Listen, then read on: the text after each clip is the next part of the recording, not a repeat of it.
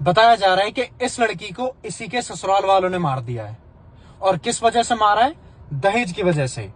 शादी हो चुकी थी, दहेज वगैरह सब दे दिया था, लेकिन उसके बाद और डिमांडें बढ़ती गई और इस वजह से वो सारी चीजें होती हैं। फिर लड़ाई झगड़ा, मारपीट, और उसके बाद इस लड़की को फाइनली मार दिया है जलाकर। मैं आज आप लोगों से पूछना चाहता हूं, क्या इस लड़की को सिर्फ इसके ससुराल वालों ने मारा है? मैं आपको यह बताना चाहता हूं, इस लड़की को सिर्फ इसके ससुराल वालों ने नहीं, हमारे पूरे समाज ने मारा है। वो दहेज जो सिर्फ एक शगुन के रूप में बनाया गया था, थोड़ी थोड़ी चीजों का लेन देन जिससे रिश्ते बने रहे, उसको हमारे समाज के लोगों ने, यहाँ पे कोई जाति बिरादरी की बात नहीं है, यहाँ पे हमारे सारे ही समाजों ने क्या कर दिया है, उसको अपनी झूठी इज्जत को बड़ा दिखाने के लिए वो महंगी महंगी चीजों का लेन देन शुरू कर दिया। बड़ी गाड़ियां, सोना चांदी, घर जमीन, सब कुछ लेना देना शुरू कर दिया, जिससे लड़कों को इतना नल्ला बना दिया, उनके मन में लालच जाग गया। लड़कों के साथ साथ जो लड़की की माएं हैं, बाप हैं, उनमें भी लालच जाग गया। उनको ऐसा लगने लग गया कि बस हमारा बेटा हो गया तो हमारी लॉटरी लग गई,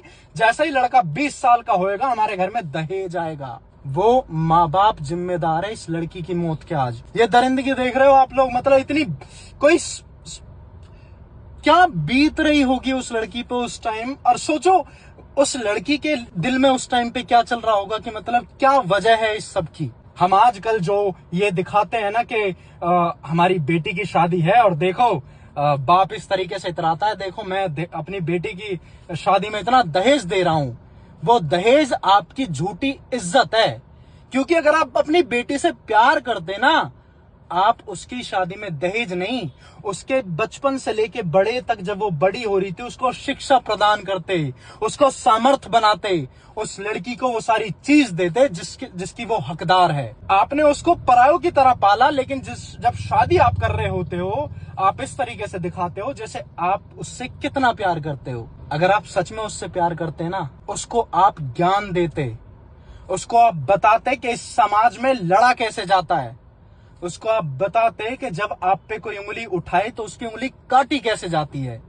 लेकिन हमने सिखाया क्या, कि बेटी अगर कोई बात हो गई तो कोई नहीं, सह लो, अपने समाज का ही तो लड़का है, अगर पीट रहा है कोई दिक्कत वाली बात थोड़ी है। बेटी अगर 2-4 रैपटे रूपटे लग गए हो तो कोई दिक्कत नहीं, रह लो, क्योंकि अगर आप यहाँ पे आ गई तो हमारी नाक कट जाएगी।